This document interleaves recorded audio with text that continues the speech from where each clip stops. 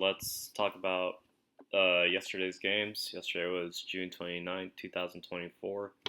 We had two games, Germany and Denmark against Germany against Denmark, and then the first game of the day was Switzerland against Italy. Um, yeah, so we saw some great stuff yesterday. I uh, I got a wish that I wanted in the sense of having Italy out of this tournament, just because I think the only time they were fun to watch was against Albania in the first half, and uh, so just the first half alone, because the second half was it was a snooze fest too, and Italy were not impressive there. Um, and I mean, to some of our surprises, it was Switzerland. Now, I had this match being a lot closer, and of course, I just didn't want to test the Italian tournament luck, or at least that's where what I was leaning towards. But Switzerland did it, and boy, did they look good in this match. Just yeah, on the ball, they were just the more dominant team. I, yeah, Italy just really didn't threaten this team whatsoever. The closest they ever got to scoring was not even because of them. It was because the own goals, whatever's going on with own goals in this tournament, it almost caught Switzerland. And maybe that would have given the Italians some life because, you know, if you give Italians a little bit of life, they're going to take advantage of it. And that's why they've just been so successful in these tournaments. But that didn't happen, thankfully. We had, we saw a superb goal yesterday on Switzerland's end. The second goal, just, some beautiful passing combination, just taking care of the ball.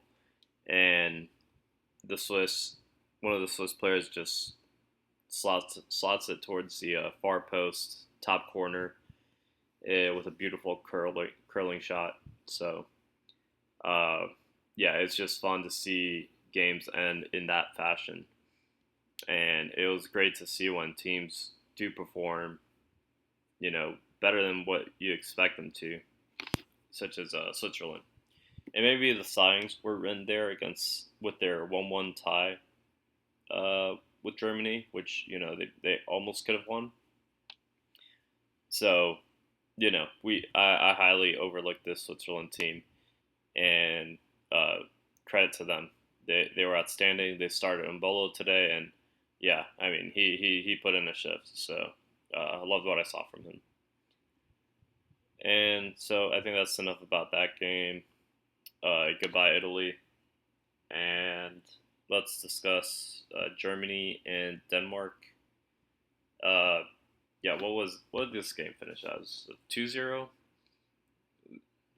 Havertz penalty, and then a goal from Musiala. So, yeah, 2-0. Um, yeah, just Denmark did have one opportunity that they actually had the first goal taken away because of an offsides call, literally just inches off. I think it was just a toe. One of the Danish players' toes was just slightly offsides.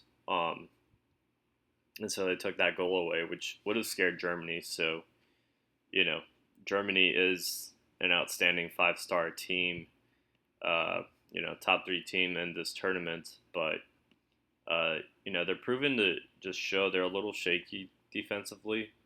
Just letting they've caught the lucky breaks too, which is, it's just part of being the better team. You're just gonna have the better luck sometimes. So they've caught those breaks, a little concerning, but I mean, offensively, they can just put it together.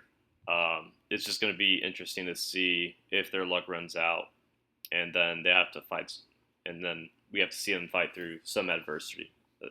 So, whether it's being a goal down or just uh, a close match, having just playing a close match with a different team. So yeah, we got to see Verts on the bench, which was new.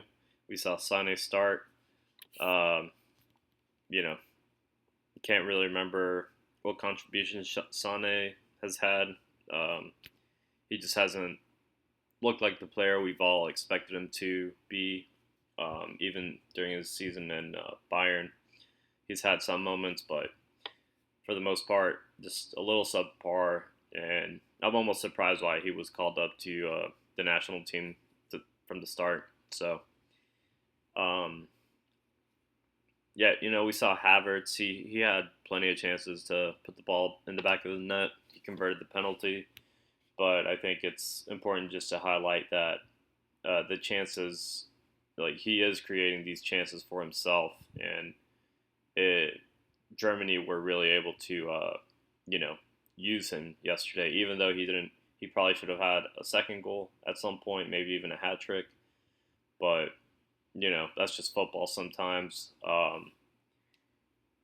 Yeah, you just have to live with that at times, and he's gonna receive the criticism, but I think for the most part, it's just bright to see that uh, the German team is able to find him, create these opportunities, and just give themselves a better chance to score. That's really what it comes down to. Yeah, you know, it was we all expected Germany to take this one, so the Danes they just seemed they just weren't really fully up to the level, and they really just couldn't have somebody who could make a difference for them. I think Hoyland, he had an excellent chance. He almost chipped Manuel Neuer, and Neuer just had a great save there on a one-on-one. So that that would have changed how this game would have played out. Um, so it would have tested the Germans just a bit more. But yeah, that's about all you could ask for from them. But yeah, we'll wrap it up there. We have Spain and Georgia are about to play later this afternoon, and we have England, Slovakia. So let's see what today has in store for us. But overall, yesterday was a lot of fun, and yeah, can't wait to see how this all plays out. See if we get this Spain and Germany matchup, which would be just yep, irresistible. Alrighty, y'all. Thanks a bunch.